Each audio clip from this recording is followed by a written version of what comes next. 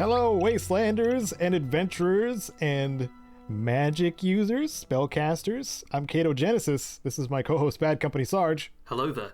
And this is the PIPCAST 3000, episode 152, every other Sunday, 10 a.m. Pacific, where we talk about open-worldy RPG kind of games, Bethesda adjacent, usually kind of stuff. And this episode is going to be about the Fallout 76 Ghoul update, where we have playable ghouls now in a game where it's actually fun.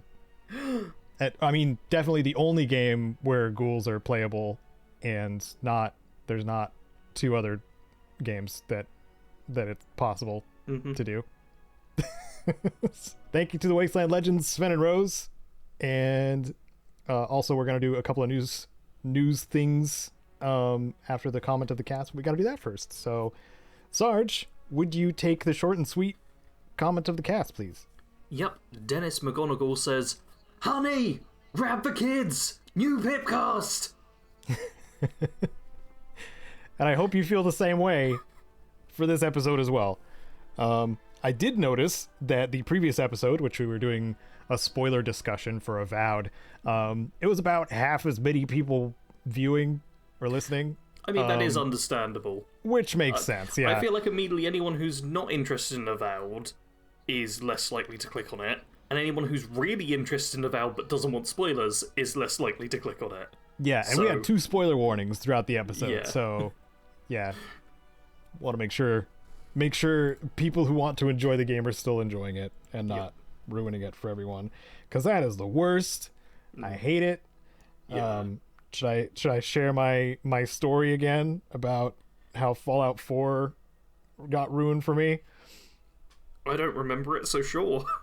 Yeah, so this is when when I decided to stream editing oh my god, it was the Vagrant episodes, I think, for the Fallout 3, the first Fallout 3 playthrough I did.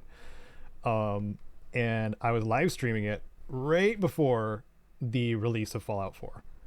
And then shortly after I started the stream, a whole bunch of people jumped into the chat and just spoiled the ending of Fallout 4.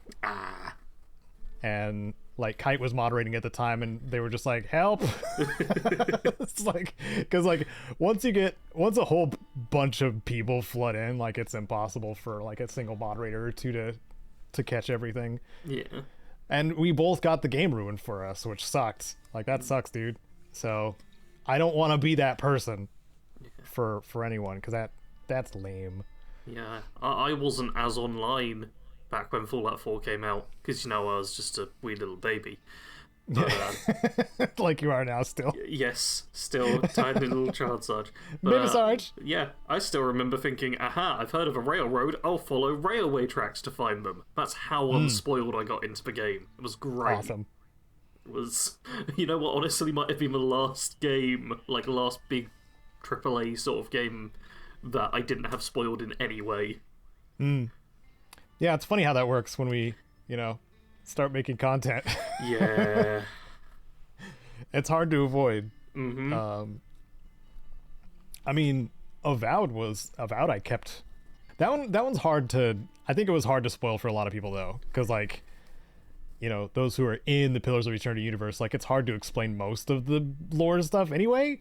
Because it's a lot of, like, high fantasy terms that you have to explain the terms to understand what the hell is going on. I think in a very weird way as well, because the people who didn't like Avowed, like, weren't people who generally played it and didn't like it. Like, the loudest voices online were just what is the standard? Game sucks, everyone should not buy this game, grah. It meant that kind of overtook the discussion online, which sucks, but does mean anyone who was giving spoilers was kind of drowned out. Which, I guess that's some silver lining, Yep. I suppose.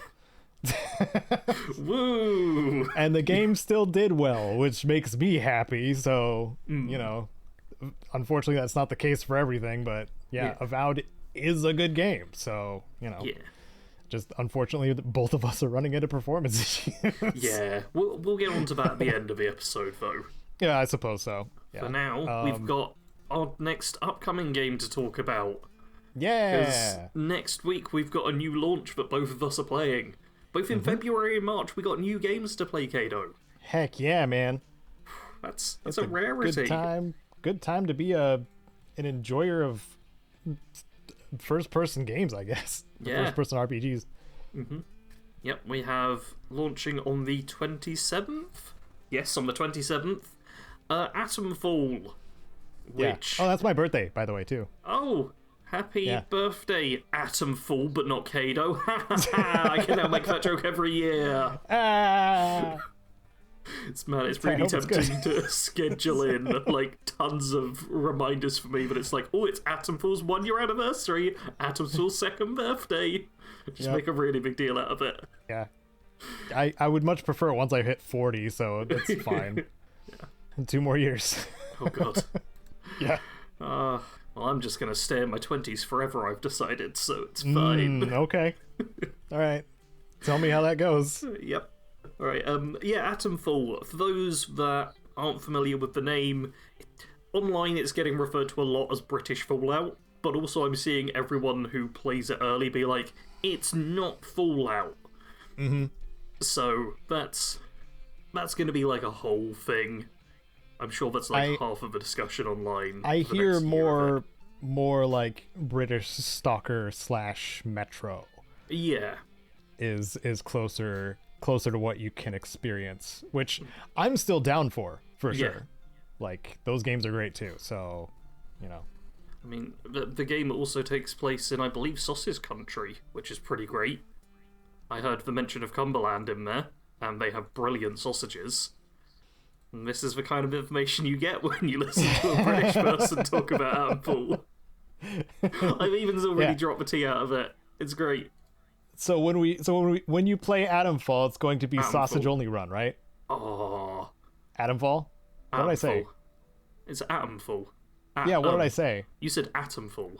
You put a T in there, Caedo. Why on earth would you pronounce the T in words? Atomized. Atomic.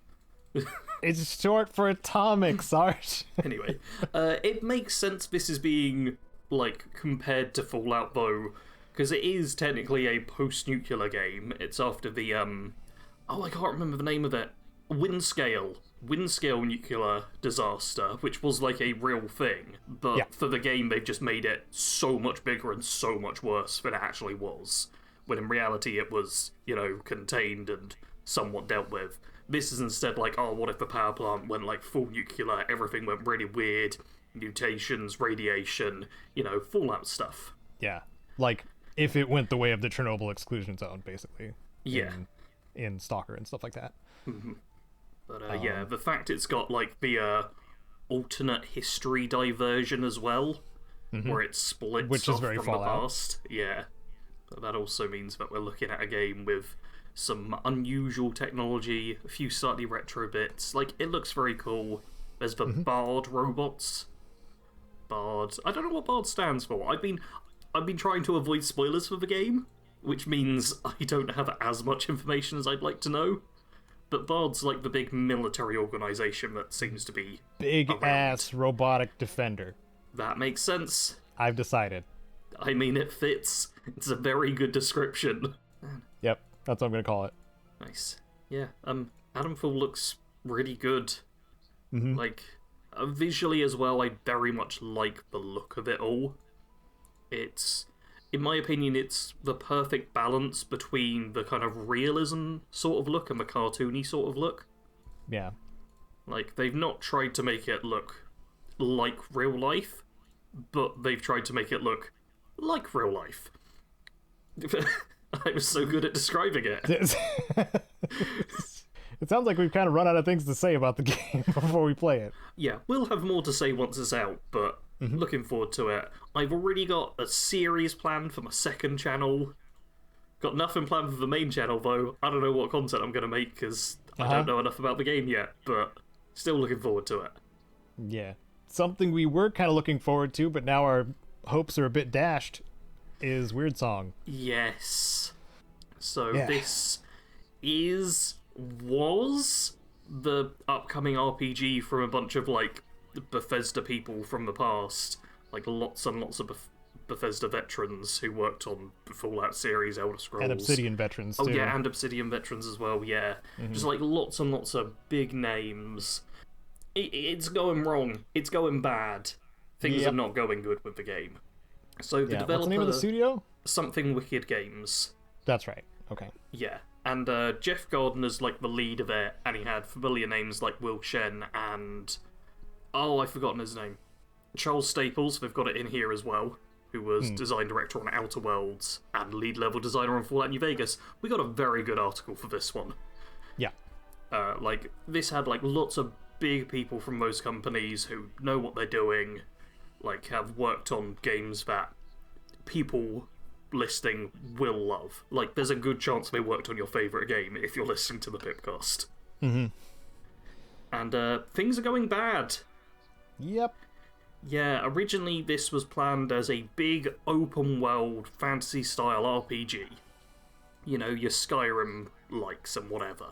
So people were very excited. But it's run into, like, financial issues. And it was originally funded with, like, a $13 million investment in 2022. But it's obviously taken multiple years, and the money's running out. And just no one else is giving extra funding.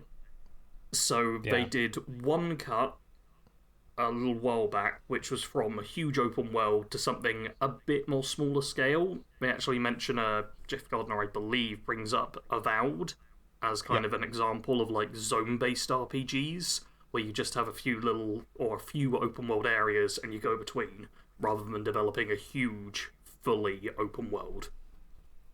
That was their first cutback, but then they also got no more funding after that as well, so they had to cut back again, and they're now apparently on a skeleton crew, and it's more of a roguelike game that they're making, rather than, like, this big RPG thing, where it's had to be trimmed even further just to see if they can get it out.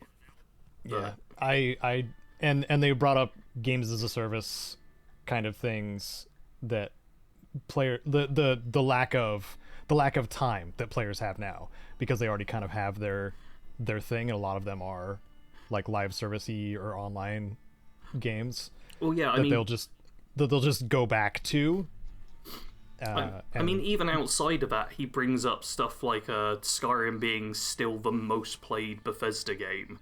Oh yeah, that too. And players, even outside of live service, will just play the same game over and over again for years. Comfort games! Yeah. And Jeff Gardner also brings up that, like, earlier on with Steam, he had, like, 20 or 30 titles he was waiting to come out and he'd immediately buy, and now he's got, like, hundreds of games on his wish list, and only really buys them when they go on sale, and only on occasion, and he's not got as much time. And it's this weird sort of... It's a good thing, but also a bad thing in a sense, that we've got all these games, and you can get them cheaper, and there's so much to play, and all of that, but it does mean that if you're trying to make a really big game, you don't have necessarily the same anticipation, the same hype, the same audience that's going to buy it right away. It's a lot more risky, because people have a lot more choices. You're fighting the market. And also, like, we didn't get much trailer-wise from them yet, which might have worked against them too.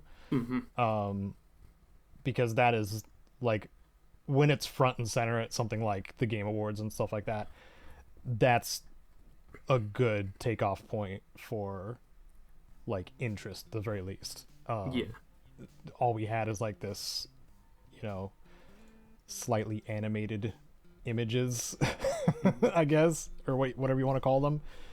I don't know.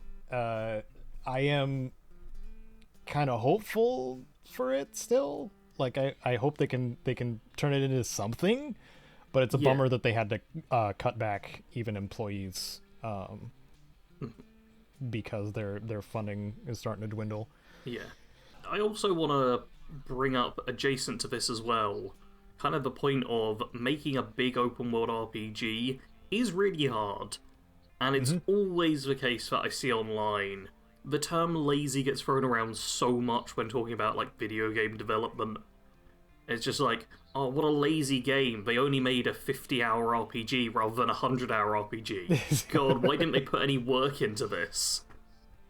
I've seen it with the Ghoul update, which we'll be talking about momentarily. I've got a couple of comments from people going, God, the developers are so lazy with this update, because it's not like 1 billion quests added into the game. And it's like, God, lazy of them. Avowed was the other one recently where I heard people saying, oh, it's such a lazy game because it doesn't have this one specific thing I want. And just... Because those have fish? Yep, no fish in Avowed, therefore lazy. Stupid. I've got over 500 comments on that video, Caedo. I can never read through them. That's too many. And it's my worst like to dislike video ever made, and it will be for all time, I reckon. Yeah. So many angry people. But yeah, just a reminder as well that it's really difficult to make these big scale RPGs. And if you're a kind of startup studio to some degree, even if you've got tons of veterans and tons of people who know what they're doing, it's still a real uphill struggle. Yeah, for sure. I don't know. I hope for the best for them. Yeah. Because I was kind of... I mean, I'm glad you brought it up because I was kind of wondering, like, what even happened with that project. I hope they managed to get something out of it instead of just burning a bunch of funds. So yeah, we really got to hope a game does come out, because I'm happy with roguelikes. I like my roguelike games. Yeah, same. I'll technically be talking about one later, but yeah, I'd like to see it. I was playing one with Tifa earlier, actually. So yeah, man, I haven't played Noita in a while either. That game is great. It's a great game. Sorry, Noita, because pronouncing the T bothers Sarge. Man. Anyway, what's our topic? Well, the topic, if I don't pronounce the T's, speaking of bothering T's, is Ghoul up 8 O's. Ghoul up 8 O's. It's Ghoul update thoughts. But it's always the joke is our British people don't pronounce the T, which I didn't do just then unintentionally. But it's dependent on specific words and stuff. It is, yeah. Like, I don't say suff, I say stuff, but I say British rather than British a lot of the time. There's nuance to the language. It's a very, very, very, very old language is English. Things change all the time with it. Yep. You know, skibbidy's technically an English word. That's how much the language changes. Yeah. You all have to think about that now. But anyway, Fallout 76. Fallout Skibbity 6. Here we go.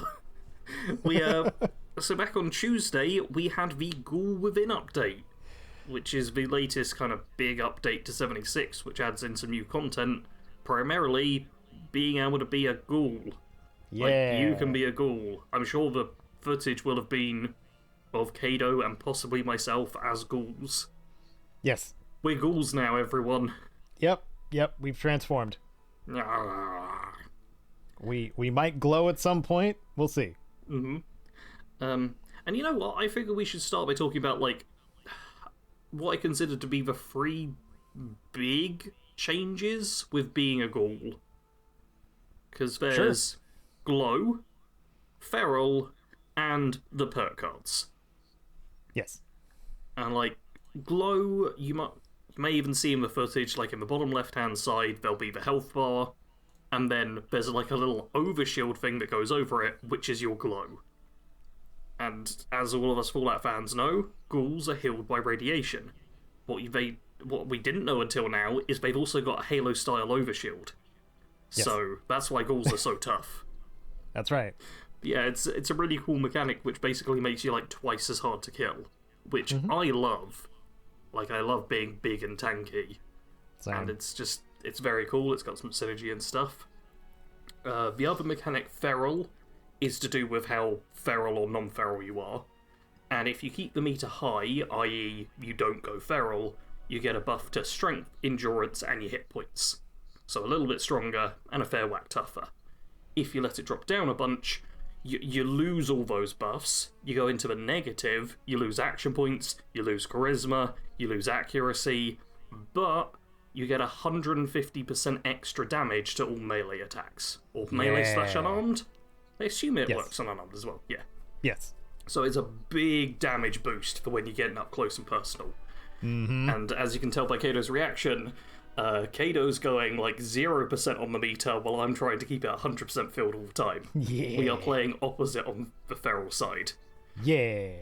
But there's also a bunch of Ghoul perk cards, which, depending on how much we have to say, we may talk about them even more in depth. But basically, if you do become a Ghoul, then you lose access to quite a few of your human ones, albeit ones that really wouldn't be helpful for you typically. But you gain like access. ghoulish. I mean, you're a ghoul, so you don't need ghoulish perk. I kind of wanted to have Ghoulish equipped anyway. It's really stupid. Yeah, some stuff, like, even there's the legendary perk, which removes rads and gives you rad resist. You're not allowed that as a Ghoul. And, like, yeah, if you had it equipped, you'd constantly be draining your health. So, it's probably a good thing. But, yeah, there are 28 new Ghoul perk cards. So there's a lot of potential for builds. And some of them, I think one of them might be like the best in the game, in my opinion. Like, there's some real strong perk cards in here. Man, which one would be the best for you then? We'll get onto that later potentially. Oh, okay. I'm sorry. I'm jumping ahead. My bad. It's alright. I just wanted to quickly go over like the basic mechanics of being a Ghoul, so that everyone has at least a rough idea. But yeah, Ghoul is good. Yes. Do we want to go over like the short quest process thing, or? Yeah. Very minor spoilers, I guess, but honestly, it's not a big deal. Yeah, I don't think it's not much. Like, this isn't like if we just were like, "Oh, Wasteland is out. Let's talk about the ending." Yeah, it's not even close to that level. Not at all. Okay, so there's a new minor faction known as the Reavers, which are ghouls. And you run into them by finding a dude that is suffering from a wound / radiation poisoning. Yep. In the White Spring, and then you go to track down his group's killers, and then you end up finding the Reavers, the ghouls of the area. And then there is this ghoul scientist there who offers to turn him to save his life. And you get to decide for him, basically. And then she also offers the ability for you to turn into a ghoul as well. Yep. And that's pretty much it. And then you gain access to Radiant Hills, which is the Reaver's base of operations. And the most you can do there is talk to like a couple of the named people. Yeah. And get a disguise. Like, that's pretty much it. There's more named people than there are named people you can properly interact with. Yes. Which does feel to me like they're leaving room open in the future to make some quests to go with that little faction. It seemed like there was going to be like, because I want to talk to Tall Dave. I want to know why he's so tall. Tall Dave is so tall. Or everyone's really short. I'm still not certain about that. But I want to think that he just got a special mutation for turning into a ghoul. Yeah, I want to think it's Tall Dave looks like he's about 7 foot tall. Yeah, he's real big. But his name's just Dave. He's just tall. Just to be clear on that. He's like the one NPC that's not the same height as everyone else. Yeah, like everyone has the same basic model structure, pretty much. So Dave really does stand out. Yeah, he's like the height of somebody wearing power armor, I think. Yeah, but it's the fact we only got, like, technically there's 2 quests that you do to get this, but Caedo just explained basically everything you do in the quest. Yeah, it's real short. Like, I made a video talking about the update, like, is it worth returning, etc., etc. And I said that, like, even if you're playing, like, really slowly and taking your time and looking at stuff and just being chill with it, there's only like a couple of hours of new story content. Tops. It's very short. Yeah, but really the focus is the gameplay elements of being a ghoul, and it's worth pointing out as well that you do look like a ghoul once you transform. This is not purely a mechanics change; you become ghoul-like. Correct. It's yeah. not like the mutation serums where you just kind of have them. It's a physical cosmetic change to your character. Yeah. I, I will say, because we've been playing 76 a fair bit for the past few days now, I'm surprised I'm not seeing more people as ghouls. Like, you can't tell with everyone because, like, plenty of people have their faces covered and stuff. Right. With helmets and whatnot, so you can't tell. But I'm still seeing quite a lot of people playing bloodied builds, which doesn't work with the ghoul side of things, Correct. really. Yeah. And I'm seeing a fair few people who still just have human faces. Like, I was expecting to see a lot more ghouls out in the Wasteland. Yeah, But I don't know. It's not, like, the huge majority that I was expecting. Maybe it's just a case of a lot of people haven't got round to it yet, or I wouldn't be surprised if people are concerned about becoming a ghoul, because there's a big point made that you can become a ghoul, and while you can revert back to human, you can't do the quest again to become a ghoul. Instead, it costs you atoms, if you want to go back and forth. So I think a lot of people are avoiding it for that reason. They're like, oh, I don't want to take a risk on this new thing if it doesn't work out for me. Yeah. Or if I change my mind, a lot on my Yeah. character, then it might end up costing more than I want it to. Mhm. And it's another one of those like icky, like online convenience-y kind of things that happens. Like, I'm obviously not a fan of it at all. Yeah. Like, at first when I heard about it, I assumed the quest as well would be like, like the DeLorean being struck by lightning. Sort of a 1 in a million odd sort of thing. Where it's like, oh, okay, these things all just came together in the right time in the right place, so we're able to make you a ghoul. But it's nowhere near that. Like, with the way they set up how you become a ghoul, I'm like, you could probably do this again. We don't get all the nitty-gritty of it, but we get enough to be like, well, clearly this isn't like a huge, difficult thing for scientists to figure out. Like, I feel like it should have been something where we're just allowed to do it. Maybe you have to pay the scientists some caps or gather resources for them. Like, there could have been a way to incorporate it into the game, rather than having it be a thing where you have to pay to redo it again. Yeah. I don't know. I wonder, it's maybe one of those double-edged sword things where, like, if they want to keep making content, they have to keep monetizing stuff that Yeah. we don't like them to. And largely it's convenience stuff Yes. now, and I don't like it. I am, while I'm on the negative side, I will have more positive stuff to say shortly, but while I'm on the negative side, as someone who hasn't played 76 for a while but has been logging in the past few days, I'm a little bit annoyed that the free stuff I keep getting in the Atom shop is like utility items, like carry weight booster, repair kit. It's always been it's been those for a long time. Yeah, I miss when we got like a cool t-shirt you could wear, or another player icon. Nope. Or other stuff like that as a free thing in the Atom Nope. shop. It's lunch boxes and boosters and it's just not repair exciting. kits. It's not exciting for me anymore. It's like trash. It's more practically useful, but I want to log in and be like, oh, the free thing today is a plushie. Isn't that cool? Yeah.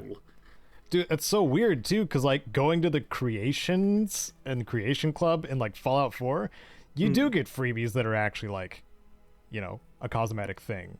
Yeah. Which is weird. It's weird to say, to make that comparison and make it sound good. Oh, the final negative thing, because I've decided we're lumping all the negative things together and just Okay. pushing everyone away from this, apparently, All right, sounds good. Great. is the level 50 boost. Yep. If you are under level 50, then you can pay 1,500 atoms to instantly boost up to level 50. That's so many. That's. It doesn't take long though. It takes a little while, but yeah, it is very much a convenience thing. I actually did it. I decided I wanted to both get footage of it and see if I could just like instantly get all the ghoul perks and stuff by doing it this way. How could I was you? curious if I could do that. No. No. Because it does the perks for you, and then you get like half a dozen perk card packs as well to just. That's what I open kind up. of figured. Yeah. So you get a lot less customization by just skipping to level 50. but it is the case of the game doesn't really start till level 50, because before that point, all the loot, all the like weapons and armor you're picking up will be under-leveled. So I think for a lot of people this will be something they consider doing, and do spend the atoms on it, because it just saves a lot of grinding and stuff where you're not making as much progress as if you were level 50. Because if you get an amazing 3-star legendary, but you're at level 38 or whatever, then it's just not going to be that strong when you hit level 50 plus. Yeah. But yeah, I'm also not a fan of that. And I wonder if that was put in on top of the, Ghoul reset to be like, oh, you can boost another character to 50 to turn them into a Ghoul or whatever. Yeah. I think the point is made as well of, oh, you can access all the level restricted stuff, like becoming a Ghoul. Yeah. Because I don't know what level becoming a Ghoul unlocks, but it's not level 20 and below. I would want to say 50, because, it may well be. It's pretty substantial when it comes to mechanics and what it demands of the player. At least that's what it feels like to me. Yeah, I mean, it feels like a way of playing that means you're familiar enough with the game that you know exactly what you need to do. Yeah, I feel like I've made the laziest, easiest Ghoul build to work with. All I do is drink toxic water, and I'm fine. That's all I have to do. I keep forgetting to use chems. I've now got hundreds of Psycho Buff. Because I keep collecting it, Caedo gave me a bunch, I've been crafting it where I can, and I just forget to use it, because I play lazy. I'm just yeah, I'll just shoot my gun. I got a double health bar now, nice. That's it. So easy. Yeah. But yeah, I think it is something which there still is a lot of intricacies and nuances to it which would benefit higher level players, understanding how rad resistance works and how you can work around that, and the fact that a lot of things expend glow to do more damage, but you want glow topped up for other things. There's definitely some complicated stuff with it all. Yeah. I have much to add. But I had to take a drink then, Caedo, and I assumed you would keep talking. Oh, I'm sorry. My brain's kind of floating away. Yeah, I have been having fun with my, because we can both speak on our personal adventures with our ghouls, because they are built a little different. Oh yeah. Since mine is feral based, I have to forgo using pretty much all of my chems, which is why I gave Sarge so much psycho buff, because that ups your feral meter by 20%, and I don't want to increase my feral meter. I want it to stay low or at 0, so I can have that 150% extra melee boost. Yeah, it's wild that it's gone from you being the person who always uses chems and I never use them, to now I should be using them all the time and you can never touch them. Yeah, well, this update has flipped it for us. I can use it, it's nice that mentats are 3%, so you can still use berry mentats to detect enemies, which I still do. And when I was doing daily ops, I still use my flamer barreled plasma rifle as my main killing thing, because even if I'm feral, when you're feral you lose a ton of accuracy too, but I don't gotta worry about it because it's a flamer type weapon, so it's perfect for whether I'm feral or not. But when you're guarding the relay or whatever, the radio beacon thing, beacons, you gotta stay near them, so I'm not punching everybody, but when that leader spawns, I can just run up on him and enjoy some tick blood tequila margarita and then just keep punching him until he dies. It's very nice to do. My damage and healing can keep up with his insane DPS if I'm point blank to him, so I mean, it's good. I don't really have to worry about being point blank because my build's a tank. I've made it into a video now, and it's called the Unkillable Ghoul build. I don't think I've lost health with this character. like, I always have glow topped up to some degree. Like, there's been a couple of times where my glow has bottomed out, but my health bar doesn't seem to have moved. Like, I'm not sure if I've lost a single hit point when I've been playing as this build, because I'm just ridiculously tanky. I've got a bunch of perks and stuff to help me reduce damage. Also some which help me evade damage entirely. There's a couple of things which do restore health for me passively all the time, so even if my glow disappears, I get my health back. And I carry hundreds of toxic water, which gives you rads when you consume it, and rads are what heals you and gives you glow. So I just spam a few toxic water and I'm fully healed up again. Yep. So even I can stand in front of like the big super mutant fire starter person, have him unload, and it's like, oh no, I'll have to have 2 toxic water to deal with that. It's brilliant. Mm-hmm. Like, even in the video I made, there was a point where I came across an Assaultron, and I was like, oh perfect, I'm going to stand still and let it full face laser me and see what happens. And it barely made a dent. It was great. Yeah, it's awesome. Yeah. There was also a time where I was carrying too much food and drink on me, so when I opened my menu, it just kind of froze, or I froze and couldn't respond, but the whole world was working. And it was at Uranium Fever, with like 3 or 4 mole miners, all shooting at me constantly. Mm. And by the time it had stopped freezing, which was like a good 10-15 seconds, I still had not lost all my glow. It's just, I'm so tanky now, and I love it. I am just unkillable, it's great. I haven't done the raid. I'm scared to go and do the raid, because that was basically a one-shot kill when we last did it. You and me both. Yeah, but at some point we're going to have to give it a try again. Yeah, well, Union was telling me that if somebody has, at this point, if somebody has started a raid, they're pretty confident that they can, like, either solo it or do it very easily with a group that doesn't know what they're doing. So, okay. I can't put too much stock in that because we haven't done it, yeah. But I would like to believe that there's just super meta players now that have rated so much that they all have like full 4-star gear. So yeah, that's got to be the case. Yeah. So I would like to know, and I'm sure others would too, like what are the defensive perks that you're using that make you so tanky? Oh, if you want to know that, you should check out my build video. Okay. Screw you, everyone. I'm going to make you watch it. There's a few things. Honestly, it's not even optimized, but there's a few of the agility perks and luck perks which either let you avoid or reflect damage, and those are great, because it means a lot of the time I'll be hit with a big attack and it just does nothing. I've also got stuff like Fireproof, which reduces damage, and Thick Skin, which reduces ballistic damage. Also Life Giver. Oh, a lot of the perks, even the non-Ghoul ones, have changed somewhat recently. So Life Giver now isn't just like this flat health boost or anything.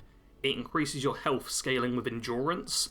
And because I'm playing as a character with just 10 base endurance, plus I get like a few for having my feral meter topped up, plus when I use chems I then get a few more. Like Life Giver already gives me a fair whack of hit points, and then it gives me even more hit points with all of these various buffs I get. So I've got a really big health bar. Like probably, no, I have got over 1,000 hit points I'm working with whenever I take like Psycho Buff or whatever. It's great. But yeah, I made the Unkillable Ghoul build, and crazy thing with this video, the click-through rate is over 10%, which is... What? Yeah, that's like high. That's like 1 in 10 people are clicking on it. And I just refreshed the page, the click-through rate is going up, not down. Cool. Yeah. But annoyingly, it's not got like a ridiculous amount of views for the like click-through rate, but it's still doing well, and people seem to like it. Yeah, it's been really fun. I like it. My build is good. And there is a video on my channel so you can see like all of my equipment, all of my perks, everything you need to know. Yeah.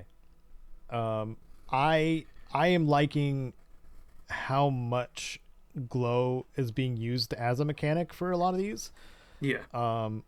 What I'm trying to figure out, or maybe rely less on, is like consumables. Yeah. to keep your rads topped up, because it's kind of ridiculous sometimes, or at least it feels like it. But I think the only like glow recovering base perk is Rad Reaver, which is melee specific. Yes. Which is almost like vampires, but it's for glow specifically. Mm-hmm. So once your health bar is full and you have Rad Reaver, you can punch or slash or smash an enemy to get a little bit of your glow back, and then in turn that glow can be used or synergized by another skill to do more damage, or run faster, or all kinds of other stuff. Yeah, there's a lot of glow interaction. Caedo, would you Yes. be interested in ranking all 28 of the Ghoul perk cards that have been added? Yes, because I noticed we're not even that far in to the recording. It's been a fairly short recording, but it's okay, because yesterday I made a new tier list. I have cut out so many perks. I had to do it, most of it, for the video, so I was like, hey, I may as well make a tier list while I'm doing this as well. So I then did additional cutouts of all 28 of the new Ghoul perk cards, and we're gonna rank them. Yeah. So I'm gonna switch recording because I have action on now, and we're gonna do that. So woo! Yeah. Surprise tier list. Woo! Yeah. Okay. Yeah. So are we going to rename any of these tiers, or are they good with S I'm to D? leaving them as they are for now. Okay. If you've got fancy names you want to give them, go for it. But I did so much work yesterday, Caedo. I keep like a daily planner of the stuff I've done. I ran out of room in that daily planner because I did so much stuff yesterday. Oh man. I wrote a script. I recorded and edited my voiceover for the script. I edited the entire video. I went to the shops to do some shopping. I walked Scooby. I made the thumbnail for the video. I uploaded it. I played a bit of 76 with you as well. I got all of that done like within a single day. It was so much work. And I made this tier list. So proud. So much work. I did some. Yeah. That's fine, because we're working right now. Yes, this is work. This is totally work. And we're not just working out which is the best school perk. Haha. And we're going to start with Action Ghoul, which is an agility perk. The power of glow makes your AP regenerate 15% faster. Now, Fallout fans may recognize that this is the same effect as Action Boy and Action Girl. Except the power of glow. Yeah, I mean, it says the power of glow. I don't know if it means that you need glow. I think it does. Because other ones are specific, and they always use the phrase, when your glow is high. Or, what's the other one? There's another phrase, I think. Yeah, there's also while you have glow. This is the only one which doesn't actually say that you need glow for it to work. So I'm not sure if the power of glow is just like a flavor thing or a mechanics thing. It makes it sound like a mechanics thing. So if it's glow required, it's inferior to Action Boy / Girl. Yeah. I mean, the fact that it just says 15% faster, rather than it being like, while your glow is high, regenerate more action points, that would make it sound like it's more of a scaling thing. So my assumption was that it's just flavor-based. But also, yeah, like, the other descriptions don't really add in flavor like that. No. It's... Okay, so the wording, not a huge fan of that. I think we can have slight problems with it. Mm-hmm. The good thing about it is that it doesn't replace Action Boy / Action Girl. Correct. You can have both of them. They can stack. Which does mean you can have, like, a super fast AP regenerating character as a Ghoul. Yeah, which is pretty nice. A 90% increase. Yeah, because if you get both of them at tier 3, yeah, that is 6 points in agility, but you're getting your AP back almost twice as fast. Yes. It's pretty good. I do think, obviously, it is just duplicating what another perk does, so it's not the most interesting. And the slight unclearness about whether or not you need glow, like the perk card being phrased that way, isn't super helpful. So I think this is a B tier, personally. That's where I was going with it. Yeah, like, it's good, but we're not 100% certain how it works. Like, if we could get some clarity, potentially could be A tier, depending on what that clarity is, or could drop down to C tier, maybe. But it would have to be, like, really weird, like, when you don't have glow, you lose action points or something. Actually, that might be B tier.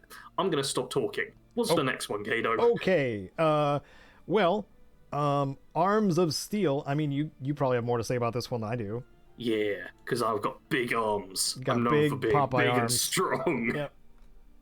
Yeah, Arms of Steel, which says your sturdy arms allow you to handle ranged weapons better, increasing accuracy by 15%. Now, this one also has like a bit of flavor in the description, which I think is the only other perk which does, which makes me wonder if they wrote these two and then were like, oh, okay, we've got to stop doing flavor at this point, let's just write all the other ones normally. Yeah. But yeah, this is a bit of extra accuracy. It's not a big game changer from what I can tell. I've not tested out with like sniper rifles or stuff, but my weapons feel accurate, but I'm like, I can't tell how much more accurate they really are. I suppose they're 15% more accurate, but maybe if I get a second rank, it'll make a big difference. Like, this feels nice to have, but I can't tell how much is placebo and how much is actual effect. Yeah. I feel like it's either B or C. Yeah. I'm tempted to put it in C tier. I'll put it just in C. because Yeah. I can't be certain that it's actually that helpful. Yeah. And like this is a game that also has VATS. I'm also not sure if it factors in VATS and like manual aiming, or if it's like specific to one thing. Like, it doesn't tell you exactly. Yeah. So I'm always a bit unsure with But like, that. I mean, what I'm saying is like we have VATS and concentrated fire, so we can just do that. Yeah.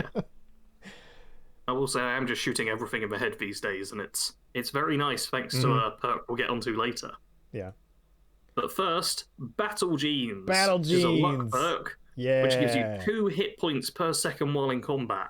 Or And you can upgrade it to 4 hit points. Yep. That's S tier. I was going to say it's not that good. Wow, really? Glow. When you're a ghoul, you should have your glow meter topped up. While But- your glow meter is topped up, this is doing nothing. Yeah. Okay. A tier then, because I was... Man, if you're I was melee gonna like put it in C me, tier. if you're melee like me, sometimes your glow disappears, and you need to have a full health bar in order to get glow back. And this ensures that your health bar is full. It's only a couple of hit points per second, though. It's quick. Not crazy. It's quick. I assure you. What endurance are you running? I think I'm running like 10 or 12. Man, it feels like you're so much weak or softer than my character for taking damage and stuff. It's and I know because that I'm in you everything's obviously- face. Yeah, but it's like I'm getting up close to a lot of enemies still, and obviously I have built much more tanky. And honestly, I do actually have Battle Genes equipped, but it does nothing for me most of the time. Like, I don't think it's terrible.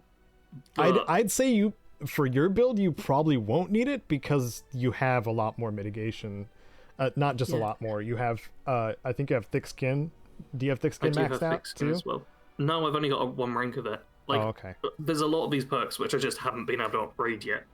Well, we got Yeah, I'm not even optimal, and I'm already at the point where Battle Genes is just not useful for me. Yeah, I think this one's really situational on your playstyle, and even with you, we're gonna run to that a being lot someone with who, these. yeah, but even with you playing as someone who has their glow like knocked down a lot, if you just were a bit more liberal with using the healing button and drinking that toxic water, you wouldn't need it. Yeah, unfortunately, the healing button has an animation that cancels what I'm trying to do. What? The healing button cancels what I'm trying to do. Why? What? That doesn't happen to me. What do you mean? Why? I just have my thing hotkeyed, I press the button, and my rads just go up, and I continue doing what I'm doing. So There's no interruption you for just me. said dedicated healing button, which is Z. I mean, I don't use Z. I don't know what Z is for me. That's I've your got stim everything pack in my button. hotkeyed. Wait, not stim packs. Okay, you got to clarify then. No, your toxic water. We're ghouls, Caedo. Stim packs are for the weak. You should have sold all of those already. We're Wow. ghouls. You use radiation stuff to get your glow up and keep it up. Just drink toxic water constantly, Caedo. That's all you need to do, and suddenly this perk becomes worthless. Or I can not worry about it and be lazy like you were talking about. No, I am the lazy build. I just press one button and my character's never going to die. I think you've lost that crown, Sarge. No.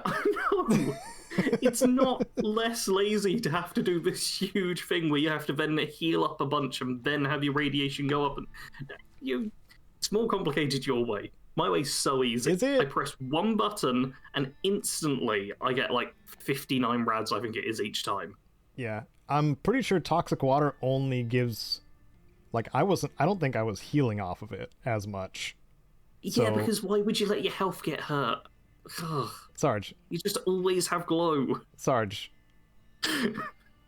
I'm spending glow to deal damage. We'll get it out when we get to the other perks we're ranking. I'm gonna put it in A. I'm gonna put it in A until you start seeing some of the perks that I use that use so much of my glow. This is a god. Man, I should have put the other ones much higher. Okay, I'll put it in B. Don't feel good about this. I'll put it in B. It's fine. I'll put it in B. Bully Caedo down the rank. Man, I was gonna go so heavy on you're cyberbullying me. What to do? You're being so mean. I gave you so many drugs, and this is how you treat me? You did give me drugs. All right.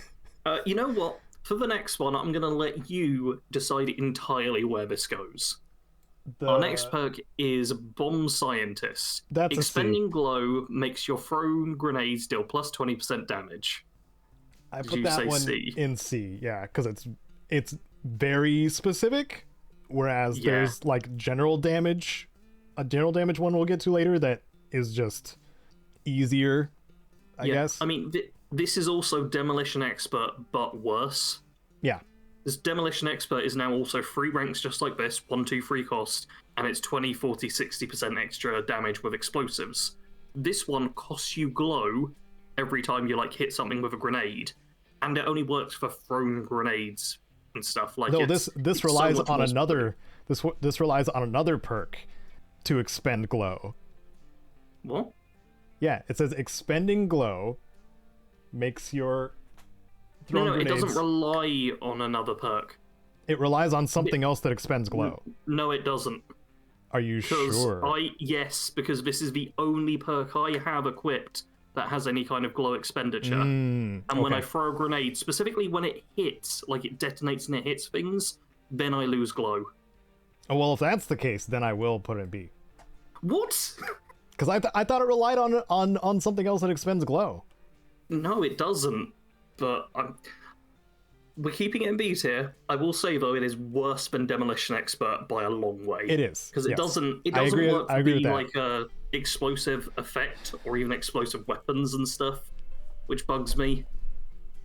Like, and it costs you glow. Like, it's got 2 factors that are worse than Demolition Expert. This is the most we've argued on a tier list this early. I'm not even necessarily arguing at this point. I'm just wanting to say for anyone out there, get Demolition Expert maxed out before you consider getting Bomb Scientist. Because it's just, the one perk is objectively better than the other. Mm-hmm. Yeah. Okay. But what about this? What about the next one that's pretty straightforward? Bone Shatterer. Your melee weapons attacks have a 15% chance to cripple a limb. And I assume it's like 15, 30, 45 or something like that. Yep. That seems solid to me, but you're the melee expert, so what do you think? I don't use it yet. Oh, okay. So... I mean, I suppose the question is, like, how useful is it to cripple limbs? I kill things way too fast to even Yeah, this is the thing. Any, it. like, scrub tier enemies you don't care about crippling. So it's only really big enemies that it matters for. Yeah. And my brain's immediately like, oh, what about Scorch Beasts and stuff like that? But I don't know what happens if you cripple their limbs. If you cripple their wings, they land more, I think. But I think that's... I mean, that's kind of nice. Mainly it. Yeah. But you also can't aim to cripple anyway with melee. So... No, Like, but the or you fact it can't says that VATS it's aim. just a flat chance to cripple them with a melee weapon attack Yeah. makes me think that you just hit them and there's like just a chance one of their limbs will instantly cripple, which does seem like a good way to do it, rather than it being like more limb damage, which would be the alternate way, which would just suck. Yeah. Like, this seems okay to me, but obviously not amazing. Yeah. I'm thinking C tier. Like, it's not bad. Yeah. But it's probably not going to be that useful. Yeah. It's a similar thing to Arms of Steel. Sorry, strength perks. But it's like, well, is this actually helping me, or do I just think it's helping me? Oh, here's Next a up. interesting one. Yeah, breathe it in. Breathe it in. Rad resistance is reduced by 50. Yeah. So it's the opposite of the rad resistance perk. Yeah. But I don't find it particularly useful. I don't think it's great. Because the better your armor, the more rad resist you'll have anyway. Yeah, basically what this perk does is counteract your armor's radiation resistance effect. Yeah. Which is helpful to have. Means you're going to end up picking more rads with this equipped. But yeah, it's really not that great. It's nice. It's thematic. But it's not a go-to, this is what you should get perk. Yeah, because there's another perk in here that is far superior for like building glow. Yeah. Better. Which I'm sure we'll agree on. Yes. We're definitely going to agree on that one. I'm gonna where you putting it? I almost want to put this one in D because there is a superior perk. How do you feel about that? I feel bad about it, but I don't necessarily disagree. Okay. D for disagreeable Sarge. No, I don't disagree with this one. It's D for don't disagree, and it's D for do disagree. Alright, next up is Brick Wall, which is a 2-cost perk. While your glow is high, makes you immune to staggering attacks. Have you tried this out yet? Nope. Oh man. I know, you probably were relying on me on, like... Yeah, I figured you'd have trying to got fist fight a this. Yao Guai after this point. Yeah, this is the thing. It's Yao Guai is the basically enemy this is built for. Pretty much. Although I fought a bunch of Scorch Beasts lately. Weirdly, I fought like half a dozen Scorch Beasts. Yeah, and the stagger is real annoying on them. Yeah. But I wonder if it affects crippled limb stagger too, because that's what I'm dealing with a lot more now. Is like my limbs are just getting crippled a lot more. Yeah. So I also wonder if it works on the bug where you get staggered sometimes while just running around. If it works on that, S tier. It fixes a bug. That's so funny. But like I don't think this is D tier. I'm gonna immediately veto it being in D tier, but I think it's so situational that I kind of want to put it in C. Yeah, that's fair. Like it's got use. We can explicitly state the places where you would use it, but beyond that, maybe not so great. I feel so bad for the strength perks. C tier is just strength.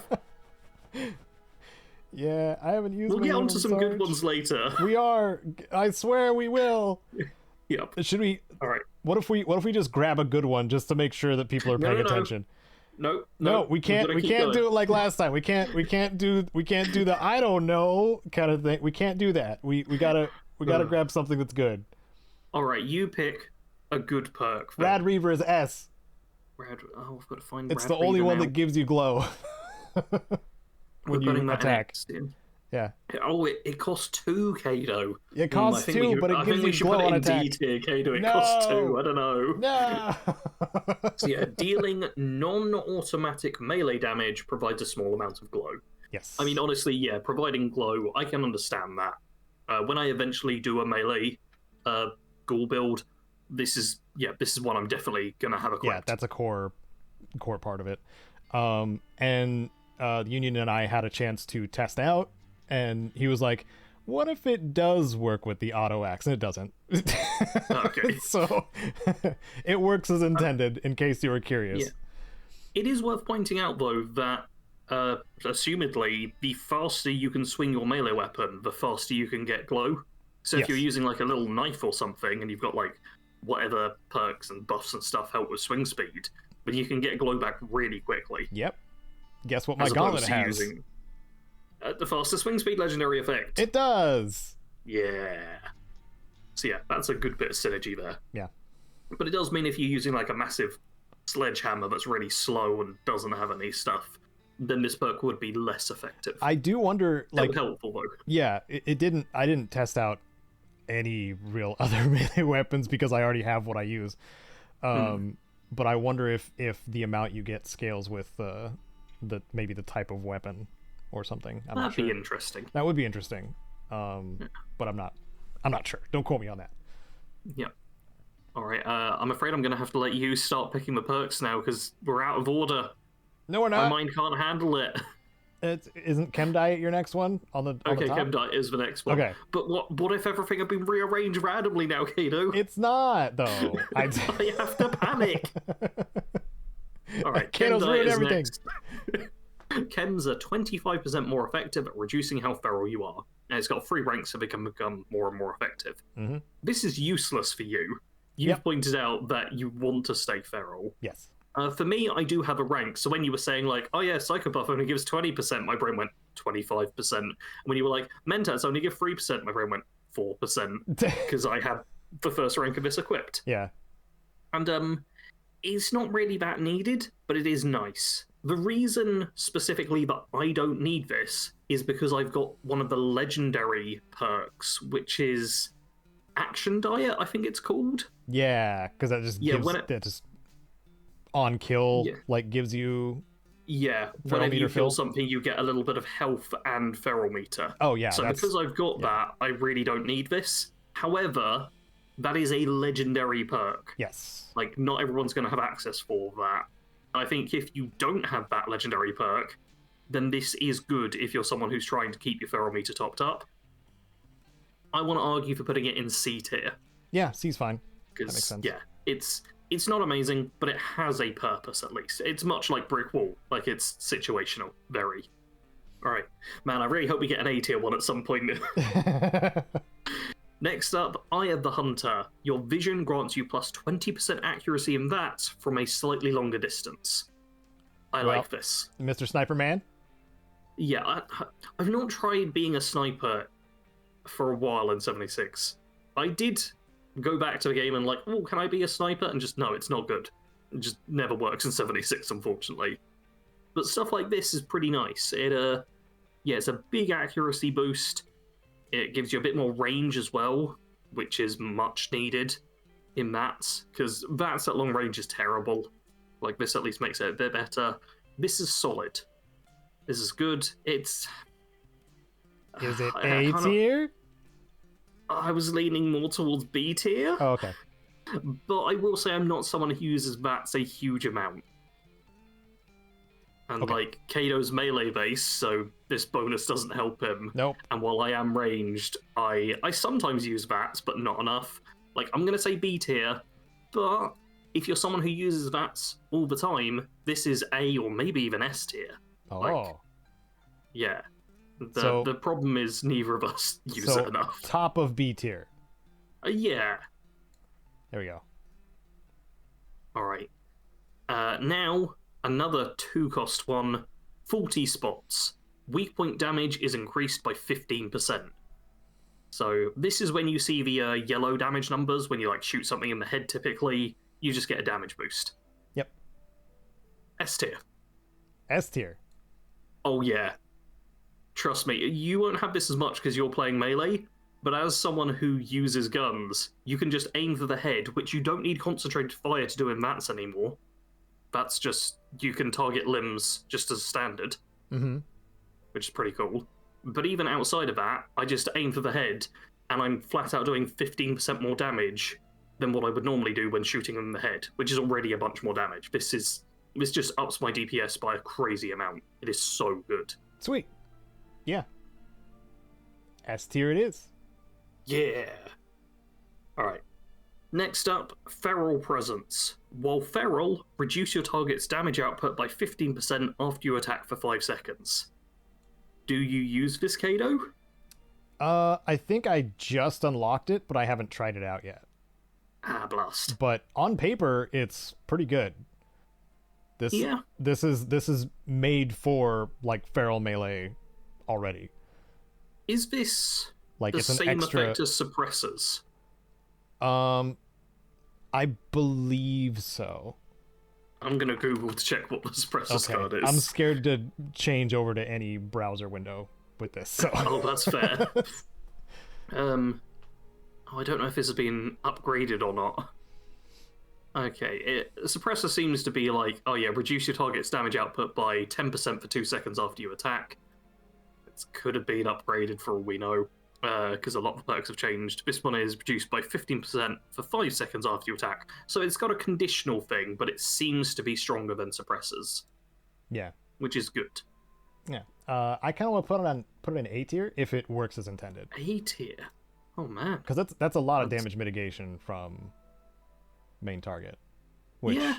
if it's main target, if main target is like, you know, the Flamebringer guy or whatever, like the daily ops boss or whatever, obviously like scaling. that's really good for that. Yeah. No, that's not bad. Yeah, I think 5 seconds is just long enough as well for it to have a proper impact. Oh, that's plenty. Because, like, yeah, suppressors being 2 seconds, like, if you hit them and they reload, then nothing. That's it, it's over. Mm-hmm. Which is a bit annoying. 5 seconds is enough, but you're definitely going to take damage in that time. Alright, next up, glowing criticals. When your glow is high, gain 20% bonus critical damage in VATS. And yeah, this one has a few ranks as well, so you can get it even higher. Do you have this equipped? Nope. I've got it equipped. I'm sure it makes a difference, but I don't use VATS enough for it to be a huge difference. Yeah, I was kind of wondering about that, because I don't VATS crit enough myself. Yeah. I should. I really should. And I think this deserves to be an A tier. Okay. Even though I don't use it a lot, because a 20% boost of those criticals is really strong. Especially because you can get action points back quite quickly in 76, and you can really spam out critical hits. Mm-hmm. Like, I feel like it's easier than in any other game. Alrighty. Next up is Glowing Gut. Irradiated food and drink grants 100% more rads. And they spend buffs up to 200% and 300% each time. Yep. To me, the other 2 ranks are unnecessary, but this is S tier. Yeah. I want to get the other 2 ranks just because of how ridiculous my healing will be. See how much toxic water gives you? Yeah, I'll just have like 1 toxic water after I get like any attack, and I'll be fully healed up. It'll be great. Yeah, but this is brilliant. This is, it's good. It's so good. Yeah. I mean, it feeds your core mechanic. If you have, you know, anything that gives you rads, I suppose the negative is it has to be food and drink. Yeah. But I'm also not sure of anything outside of food and drink that you would use to get rads other than just like environmental stuff. But it's... Yeah. I know one. And it's a weapon that nobody really cares to use at all. The Salvage Assaultron Head? Yes. Yeah, you could use that. I wonder if that's at all more viable now. Maybe. Be annoying to have to switch to it to recover your glow and then switch back to your other weapon, though. I feel like it's extra not worth steps. it for that. Yeah. No, you'd actually have to be using the weapon, and I feel like it's just so slow and it's not good. Terrible. Yeah. Alright. Next up, Glowing Hunter. Traces of glowing blood now have a 50% chance to appear on animal corpses. Yeah, that's just like the ghoul version of the hunter. I think it's a hunter perk. That makes them drop more meat. Except, I don't know if you've used glowing blood, but glowing blood counts as a chem, and it increases your feral meter. So I can't use it. Do you use glowing blood for like crafting and anything? Is it like an ingredient you seek out? For like, from what I remember, I didn't really want glowing blood for anything. Like there were situations where, like when we used to do like nuke zone clearances and stuff like that. Like it would always be like one of the first things I sell at a vendor. So I don't think so. Yeah. Okay, I think we can put this into D tier. Okay. Because, the only reason you'd really use it is if you're my sort of build and you wanted it for the rads and stuff. but we have unlimited toxic water we can pick up. Yeah. Which is better than this. Yeah. Did we mention where we get it? Like Radiant Hills has pools there on the surface you can get, but Toxic Valley is just, that's all it is there. If you go to any of the water there, you can just grab all the water you want and you're good. Like, it takes about a minute real time to stock up on hundreds of toxic water. Yeah. It's so quick to do. If you got a keyboard with macros, that's a good time to make an R macro. Okay, next up, Glowing One. Ooh. Holding large amounts of glow provides glow to nearby ghouls on your team. Mm-hmm. I don't like this. What? There's too many. There's 3 parts to it. First up, you yourself have to already have large amounts of glow. Yes. That means your glow meter most of the way filled, presumably.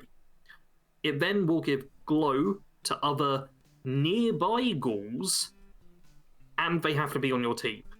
That means you have to be by your teammate, they have to be a ghoul, they have to need glow, and you already have to have large glow. Or you can just drink toxic water.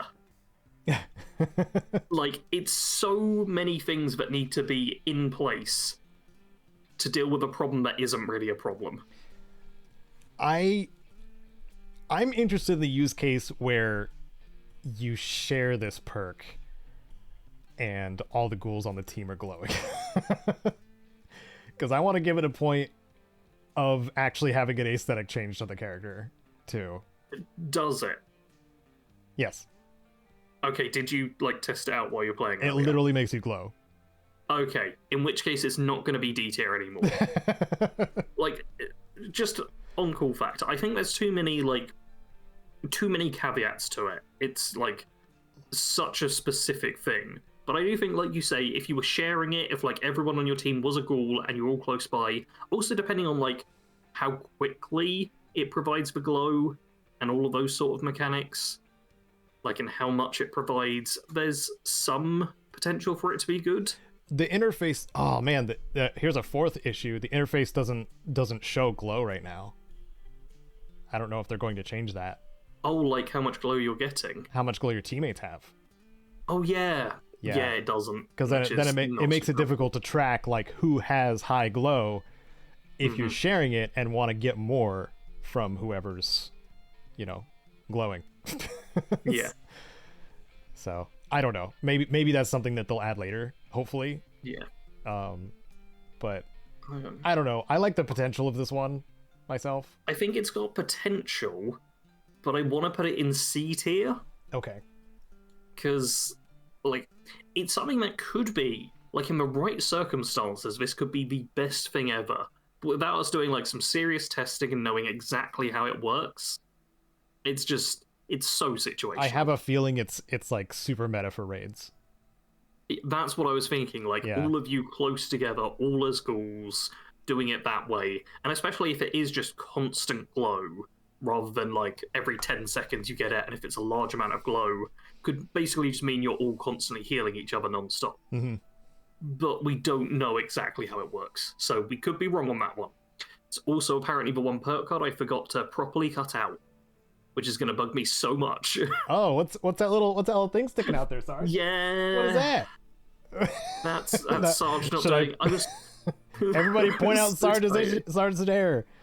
Point out the little tag sticking out. Yeah. He shoplifted that one. It's been so long cutting out so many perk cards, and it turns out I didn't cut one of them out properly. Alright. First of our cowboy themed ones, which is feels a little late to get that. There's only actually 2 of them. Yep. Ah, that's weird. Feels like there's more. Gun tricks. Your enhanced reflexes allow you to reload weapons 10% faster. Don't we already have rapid reload? Well, we've had arguments about rapid reload before. Oh, we have, haven't we? With you being like, man, rapid reload's so amazingly good, and me being like, no, the percentage is such a small change that really doesn't make enough of a difference. So, where are we putting this, Caedo? S tier or D tier? Clearly the only 2 options. What? You tell me. Is it S tier to you? No. Oh. I think these reload ones, the percentage is tiny. Imagine it takes you 3 seconds to reload a gun, which honestly, that's a fairly slow reload in general. 10% of that's nothing. That's so little. But if it's a big gun... If it's a big gun, like the slowest reloads, I think are about 5 seconds. Caedo, just say nothing. We're repeating for 5 the same seconds. argument. It's in D. Okay.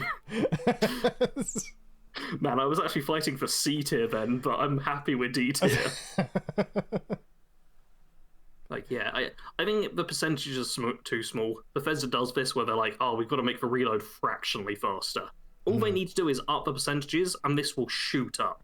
You know, like if it was 100% faster, I'd be like A tier. You know, after realizing that Speed Demon aggressively increases reload if you have the perks for it, that mutation just outclasses these perks. Yeah. And what these do is just add to it, but with most guns, you don't need it if you have Speed Demon. Yeah. I'm also going to make an argument for you know what, let's do the other cowboy perk right away. Wild West Hands, 12% chance to instantly reload your entire magazine when empty. And this is 12% per rank. This is much better. Yes. I shot 100 rounds from my 25 round gun earlier today. I just domed a Scorch Beast for ages because of this proc 3 times in a row. That's awesome. It was brilliant. I don't think this is like top tier, but this is good.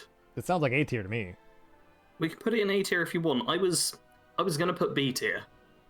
Oh. Because while I do have the example of, oh yeah, I shot like 100 rounds at a Scorch Beast despite only having 25 rounds in the magazine, this is something that I've had trigger, but it's been delayed slightly, so I'm already reloading and then it triggers. It's also like just a percentage chance, and if like me, you use like 20 of your shots and then are like, well, I'm gonna reload anyway, it's because it's just when you finish your reload, or when you empty out the magazine, sorry. It's like adjusting to Helldivers too. Yeah. Don't aggressively reload in that game, because you'll just lose your ammo. But I think B tier. B? Like, it is good. Okay. But it's just a bit chance-based. I'll do under Ivy Hunter. Okie doke. Alright. Hyper Reflexes? Yeah. S-tier. When your glow is... Sorry. When your glow is S tier. When your glow is high, gain a 10% evasion chance. No power armor. But Caedo, don't you want to be in power armor all the time? No. No, you don't want to be in power armor as a ghoul. I mean, sometimes you might want to be, but generally no, because you don't want the radiation resistance. Yeah, this is S tier. Yeah. I personally think that this is the best perk in the game. This is 30% at 3 ranks also. Yeah, 30% I've only evasion. got 1 rank so far, and it's triggering all the time. Yeah. Because the thing is, you get hit so much in 76. Yeah. So many enemies have automatic weapons, and even if you're dodging 10% of those attacks, this thing procs constantly. And obviously, 30%, amazing. This is the best perk in the game. And this can stack with evasive. This stacks with a bunch of stuff. Yep. Which is a total of like damage. 4 points of per point cards points. Yep. You can also get dodgy as well to like remove a bunch of damage when you do get hit. There's so much stuff in agility for like reducing or removing damage. Yeah. That agility is becoming like potentially the best stat of them all. It's for tanking, weirdly enough. Yeah. Like, endurance has some other stuff, and we'll get to it shortly, but agility's become the main one. Alright. Other agility perk is Jaguar Speed. Yeah. You now sprint 10% faster while your glow is high, or 20% with 2 ranks. Yeah. This is nice. Yep. And to be fair, there are, like, daily ops are timed, so it has some practical use. Like, and events are timed as well. Sometimes you do need to make it quickly to places. But I do think it's mostly just nice to sprint fast. Yes. Where do you want to put it? I I mean, how fast did you usually run an Avowed? In Avowed, Yes. I was sprinting all over the place. I don't know, sprint speed. Did you equip gear based on how fast it made you, or how I meta it did was for use your some move damage? speed stuff occasionally, but I didn't find it to be a huge difference.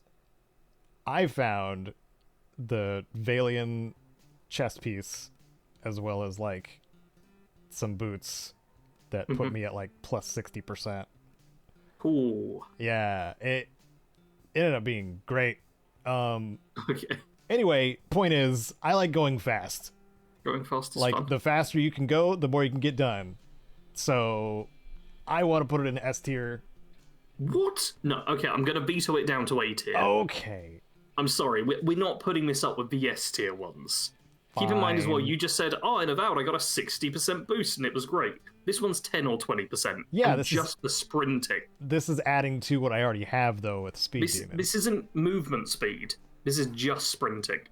Yeah. Which makes it not as good. If it was a flat movement speed buff, that'd be better. But this is only when you're using up action points to run around the place. I have Marathoner maxed out, too, so I'm built for speed. Okay, but I'm not willing to put this in S tier. Okay, we'll do A with your tier. max sprinting build. All right. Yeah, I'm happy with it in A tier. No, I it's still fine. like this. No. A tier just- sucks. I get it. You're overselling it. I did. All right. Mad Scientist. Energy weapons expend a small amount of glow per attack for a plus 10% damage. And I assume it's 20 and 30 for the next couple of ranks. Yep. I really like this. Me too. But I don't have it equipped. I do. I'm primarily a ballistic weapon build. Ooh! How is it? It's great.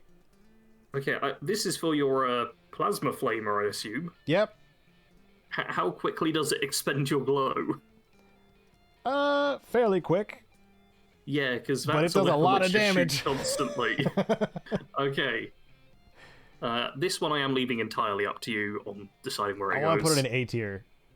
Okay. Also because I happy with A tier. like mad scientists Yeah. as a concept. No, and seeing this it as one looks like it's objectively good. I'll put my quantum harmonizer in your photonic resonation chamber kind of guy. So, Yeah. I'm into it. Now, this one, if you're playing an energy weapon build, is a go-to. Yeah. Okay, next up, moral support. When on a team, you become feral 50% slower. Now, you obviously don't like this. No. You want to be feral. Correct. I like this, because it prevents me from going feral. Mhm. I think we should put it in C tier. Okay. Because it's not worthless, it's not a D tier one, but it really is like, if depends, do you want to go feral or not? And that's going to be a bit of a mix-up or split. I think more people are going to avoid going feral than trying to go feral.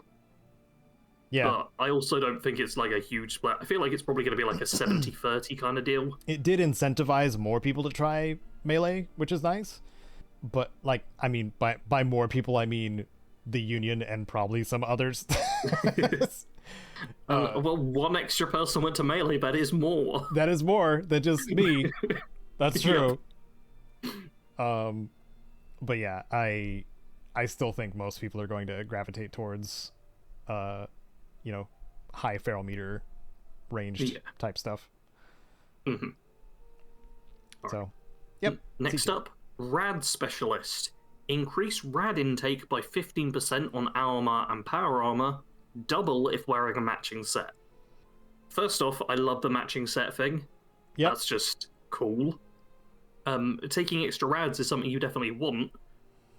Like, this seems like a good perk. Do you know why it's not? Does it not matter with food? The problem is that there's a bug where if you have this equipped, you will have random perk cards get unequipped. That's the one that does it? I got told in the comments that that's one that does it, and I kept losing Master Commando and 20% of my damage because I had a rank of Rad Specialist equipped. Right now, this is terrible, and you should not use it. Okay, Because D tier. apparently there's a bug. Yeah, we'll put it in D tier for the time being. I do think if this gets patched out and it stops creating this issue, I think this is probably like a B tier one. This seems like solid in theory. And I do love the flavor of you get an extra bonus for wearing a matching set of armor. You get That's twice just the kinda cool. bonus, which is Yeah. not nothing. And the rad intake, I think, works for everything, but yeah, it is currently bugged, so... apparently bugged, Yeah. I should say that. But yeah, for Reportedly. that reason, sorry, buddy. Allegedly. Yes. Immersively. All right. Radiation power. Yeah. Expend a small amount of glow per hit to deal 10% bonus damage to targets. It's good. Wait, this just works for anything. Yeah. S tier. S tier. I did not realize that was the case. Yep. Man, because so much of a glow is specific, like our thrown weapons, our melee stuff, our energy weapons, I thought this was... I assumed this was melee based. Yeah. But it's anything. That's... Oh my god, that's so good. Yeah. I should get that perk. Yep. You should. Man. That's, yeah. And then you'll be complaining like I am about losing glow all the time. Yeah, that will be the problem. I will just start spamming my toxic water a lot more. So it's not too big a deal. Alright. Radioactive Strength is next. The Hulk Fist one. Expend a moderate amount of glow to deal 50% more damage with power attacks and bashing. Now, I'm gonna first off say, this is not worth it for, like, gun bashing. No. Losing a moderate amount of glow for a 50% damage boost with gun bashes, which do very little damage. But Sarge, what about the basher perk? No. I did, when we did our little daily ops, or one of our daily ops together, I did kill a super mutant by gun bashing them. What about the basher perk with the basher legendary effect? What about that? No. Even stacking it all up, it's just not going to be good. I know. However, have you used this for melee power attacks? Send out in the comments, basher builds. I have not. I have not used this in combat because of how quickly everything gets drained anyway. Yeah. And my recovery from Rad Reaver is still somewhat minimal. Like I still get some glow recovery, but not enough to justify like doing power attacks as well with this perk. So okay. This one is interesting on paper, but yeah, I would need to start like chugging toxic water at the same time. Yeah, the fact it's a moderate amount you lose and only for power attacks. Yeah, and that burns my AP too. So like, yeah. The power attacks are also slower than regular attacks, so it's like you're getting less out of it potentially. Yeah, this is C tier to me. Okay. But I was like umming and ahhing between B and C, so I'm happy to put it in C tier. Yeah. Science Monster is up next. While you have glow, gain 5% bonus damage for 10 seconds upon getting hit. S tier? Yep, I just put it in S tier. The fact that it's while you have glow, not even like when your glow is high, so this is just any amount of glow this is active. The damage boost isn't particularly big, but it is 10 seconds after you get hit. Yep. And in any fight, you're going to be hit like every 10 seconds, I reckon. Yeah. So this is just like a flat-out 5% damage boost all the time for being a ghoul. Enemies might as well have homing bullets. Yeah, like you're gonna get hit. Okay, penultimate of the perks, Thick Skin. You take 3% less damage from ballistic attacks, no power armor. This then ups to 6% and 10% in a rare, non-entirely linear change. Yeah, they rounded up. That's weird. Yeah, it's nice. I only have a single rank of this. And 3% is not a lot of damage reduction. But I think ballistic damage is the most common in the game. I'm pretty sure, like, even when you're... Because it's easy to think ballistic and just think guns. But also, like, punching and most melee weapons deal ballistic damage as well. It's just, like, the non-energy damage type. Doesn't explosive do ballistic as well? Yes. Well... Yes, just in general, like a frag grenade does ballistic damage. Yeah. Obviously, like, nuclear grenades and stuff, I think, do both, and radiation, and, like, there are other damage types. But yeah, ballistic is the most common damage type in the game. Yep. So why not just resist a percentage of it? This is just, like, take less damage from the majority of attacks. Yep. A tier? I was thinking A tier. Yeah. The percentages just aren't quite high enough to put it into S tier, in my opinion. Like, it's a small percentage. Even fully maxed out, that's 3 points to take a 10% less damage. Like, that's good, but it's not amazing. Final perk, United Ordeal. While in a team with another ghoul, you gain +1 to all special stats. Or +2 or +3 at higher ranks. Pretty good. It's really good. Because the thing is, yeah, go on. The amount of perks that now scale based on your attribute is very high. This becomes way more useful. Yeah, like Life Giver, First Aid, Inspirational, they're all perks which are dependent on how high their relative special stat is. Yep. And that's been a change for so many things. So not only are you getting like more carry weight, better VATS accuracy, more hit points, better barter prices, more XP, extra action points, and higher crit build up, you also get all these perks which get improved as well. The one disadvantage is you need to be on a team with another ghoul. But this one doesn't say you need to be nearby to them, which I immediately appreciate. Yep. So it's like, as long as you've got someone else in your team who is a ghoul, there's just 7 extra special. It's really good. Where are we thinking? I mean, you sold it pretty well. I was tempted to put it in A, but after you talking about it, I want to put it in S.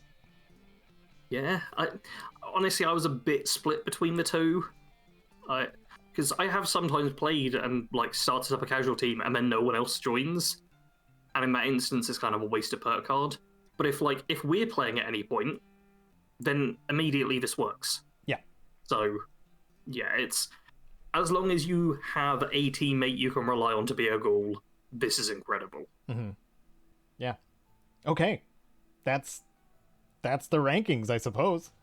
That is, man, I'm noticing a bit of a trend. Luck perks, great. Strength perks, bad. Like, that's just immediately jumps out to me. Dang it. But yeah, some of it's probably like, I didn't really get a chance to play with them either. Yeah, there's a couple of ones, like there's a few we mentioned which may be better than we think. Like Rad Specialist is only low down because it's bugged. Like, in general, it's not bad. Like, and you've pointed out that you're a melee build, and there's so many perks which help you. It's just weirdly not the strength one so much. Yeah, that's weird, isn't it? Yeah. It's like agility and luck seem to be giving you the best help, and endurance as well, to be fair. Yeah, endurance is endurance and agility are pulling a lot of weight for. Oh yeah, both of those special stats have been buffed so much in this update, and I need to cough clearly. Ghoulish. He's turning. I'm the feral one, Sarge. Oh, it's all right. I just did some psycho buff. We're all good now. I'm glad you're using the drugs I gave you. Yep. Yeah. What do you think of that tier list, everyone? Let us know why we're wrong and idiots and dumb and need to get good. Yeah, and what's your ghoul build like? Like, did you experiment with those perks that we haven't much at all? Like, radioactive strength? The tops of these are cut off, so I gotta, like, bend in to read them. It's really annoying because they're almost the right size for the tier list. But I just have to upload the files as the full thing, and then it just cuts them a bit. Yeah. Also remember to judge Sarge about the glowing one tags. Yeah. Yeah. He shoplifted so that perk. Annoying. I cut out like over 50 perk cards the other day, and there's one that I missed it on. It better be one. If I find out my video it also has like some issues, I'm gonna be real annoyed because I had to individually cut out feet and stuff at points. That was so annoying. You're cutting off feet? Yeah, no, I had to cut out feet. It's because sometimes the perk cards don't have the same border, and also you see all of these ghoul perk cards, the like weird cut outline of them is different depending on what special stat it is. Oh, yeah, there's I'm just so realizing many little that. intricacy. Yeah, there's so much of that little stuff that I had to figure out and work around. Like, this was a lot of work. Go subscribe to my channels, everyone. Bad Company Sarge and Bad Company Gaming. I've earned this. Good job, Sarge. And I appreciate you doing the tier list yet again. I really do. even though okay. we didn't agree on everything, No, it's we still had a few I arguments. still appreciate it a lot for you doing this. So now that we've gone over that, and we're probably being judged harshly in the comments, hopefully, if you want to be a comment to the cast, and what have you been up to? What have you been playing, doing, working on, and stuff? Well, obviously, Fallout 76. I've got my, I just refreshed the page again, my now 10.4% click-through rate Ghoul build. Ooh. That's a crazy high click-through rate. That's, like, I've not had that in so long. So for those listening who don't know what a click-through rate is, and definitely not just me who needs a refresher. Oh, it's basically, you know, when you're on YouTube and when you're watching a video on the computer, there'll be like a bunch of like thumbnails on the side, and it's like, do you want to watch this and stuff? And when you just scroll through, you see all of those. If you click on that, that means you've clicked on it, and the click-through rate of that video goes up. If you don't click on it, that means the click-through rate goes down. Click-through rate is just how many people, or what percentage of people, clicked on the video when it was shown to them. In the sidebar, and keep in mind, mainly, right? Yeah, sidebar, or just on the like home page when you're scrolling as well. It's like when it's specifically shown to you. Right. Okay. Yeah, so keep in mind that you will ignore almost all of the videos you see, which is why 10%, like 1 in 10 people clicking on it, is really high. Yeah, very high. That's crazy. I haven't had that in ages. Normally I sit like a 3% click-through rate. That's like fairly average for me, I find. But yeah, this one, whew, doing great. On top of playing a bunch of 76 though, also a bit of Avowed. I'm finishing up the challenge run over on Bad Company Gaming, mostly because it's a thing I said we talk about later. We're both seeming to run into performance issues at the moment. Yep. Like, I don't know how bad it is for you, but for me, it's like my game is just destroying itself the longer I play now. Yours is like frame rate and hitching kind of stuff. Mine is... Oh, not just that. Oh, okay. Mine's visual, mainly. Yeah, I'm getting visual as well. Yeah, the DLSS issue with fur and grass especially is like rough. And Marius's beard. Marius's beard is fine on mine. Actually. Oh no, it's not for me. His beard's got so bad looking. It's also, I made it to Emerald Stair on my little challenge run, and you know it's got like a almost purple lighthouse at the top of it. Yep. That does this big glow. I can specifically see the pixel squares when I look at it. Ooh. Yeah, I don't know what's going on with it, but honestly, that series was not doing well either.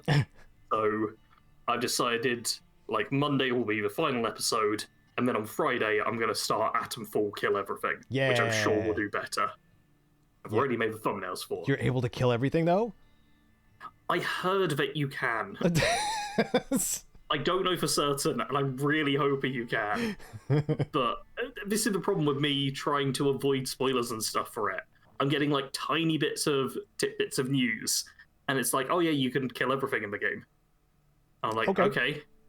I guess I'll make an entire thumbnail around that and hope that it works. There you go. And do the challenge run like a day after it's out. Yeah, let's hope. Yeah. But yeah, I have had fun with Avowed. I want to make that very clear. Mm-hmm. But it's also a point where, because the videos just aren't doing particularly well, I don't have much of an incentive to make more content for it. So I'm taking a bit of a break from it now that 76 is out and Atomfall's coming out. Yep. The other game I played casually for a little bit is Balatro. Yeah. There we go. Hold for applause. I was. It's all right. My excitement was rendering. Okay. Oh no, more performance issues. I need an update. Yeah, I played Balatro, and it was quite interesting. For those not aware, this is the like roguelike deck builder based around poker. It was like very big a short while ago, like a few months ago. Everyone seemed to be playing it. It's still pretty big, I think. Yeah, but I feel like a few months ago you wouldn't have been able to avoid this game. Like now, I'm sure it's still got quite a fan base and whatever. But yeah, I picked it up. I actually struggled a little bit at first, And the problem was that I'm good at poker, which doesn't sound like it should be a problem for a game all based around building poker hands. But I've played like actual poker with decks of cards, and this is also a deck building roguelike sort of game where you end up with like, oh, my deck's got 7 aces in it and stuff like that. Mm-hmm. So I was trying to play normal poker too much and being like, oh yeah, well, a 2-pair is actually a really good hand, and statistically you're going to beat a lot of players around the table. When it's like, no, you want a royal flush. Obviously you want a royal flush, and normally when you play poker, you do not try and get a royal flush.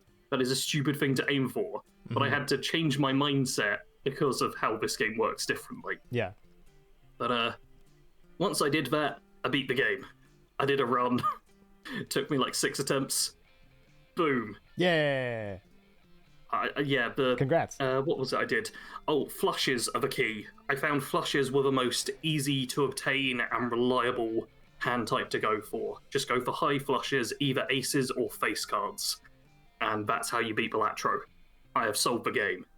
Obviously, it's like a roguelike though, so there's more and more you can play.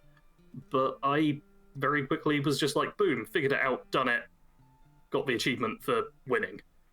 And then I was like, I better stop. So I stopped, because that's impulse control. And also the reason why I can play poker and not worry about it, because I know when to stop, which is very, very important. I feel like I'm still being bullied. What? I'm not specifically bullying you. That was a PSA for everyone. That felt directed. Should I be directing? Because I notoriously don't have impulse control. I suppose. Okay, Caedo, do we need to talk about your gambling debts? I didn't give you all of my drugs, just half of them. Okay. Okay, how dead we can beat this horse too. Okay, so I have been working on another Avowed, the Avowed treasure map guide. I think I may have talked about it before in the last episode. It's taking a little longer because I got distracted by other games. But the commentary is about halfway done. And I was trying to figure out like what is the easiest way to make a guide like that for those who want to just see where to get the maps, see the illustrations, and then go find them themselves, because part of that is fun to me. So I imagine other people might find that fun. So I separated out that way, where it's the treasure maps, like 3 treasure maps of each zone first in that zone. And then the second part of that zone's guide is the locations as well as the loot that you get there. And me like reading kind of like the flavor text on the map itself kind of thing. But yeah, it's turning out to be a pretty straightforward guide. I was thinking of doing a little extra fancy thing, like having a map draw effect from the maps to the destinations.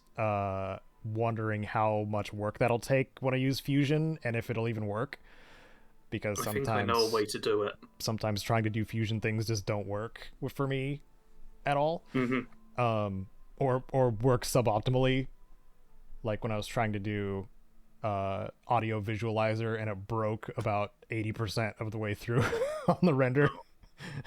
Which is like the worst. Like it's working fine, and then the last 20% is like, nope, I forgot what sound is. But yeah, so that is what is planned, because for me, Avowed is going to be a pretty good long-term bet, I think, for the guide stuff, that is. Oh yeah, there's so much stuff you can guide in that game. Yeah, oh my god, the amount of uniques. And I haven't even gotten to that point of making like proper unique stuff. I'm more like kind of beating around the bush when it comes to that. Like the treasure maps obviously lead to unique things. The totems, I guess, are considered unique stuff. The star medal lets you make 2 uniques that I did find out that those are the only uniques in the game that do get their damage upgraded too. Like they go beyond what the quality system gives, which is cool. So they're actually uniques, which is actually really cool. So doing that's more of a longer term thing, but of course I also am planning on getting Atomfall, and I ended up getting the deluxe edition, so I got like a 2-day early thing. Like, it's another game that I'm betting on, like, hoping that what I put in I get out of it at least. Even though I don't recommend it for everyone, like, at all, because I think most people should save their money if they're not making videos on stuff.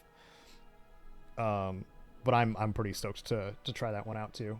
And played a couple games. I played through the main story of Dismantle, which is a kind of a lightweight zombie survival kind of game. It's got, you know, it's a overhead camera, action hacky kind of based. It's got little like upgrade tree. It's got the leveling. It's got dungeons with puzzles, like the standard like light moving puzzles, as well as the like moving boxes around to different pressure plates and stuff like that, puzzles and stuff. It's got a nice variety. It definitely keeps my brain interested.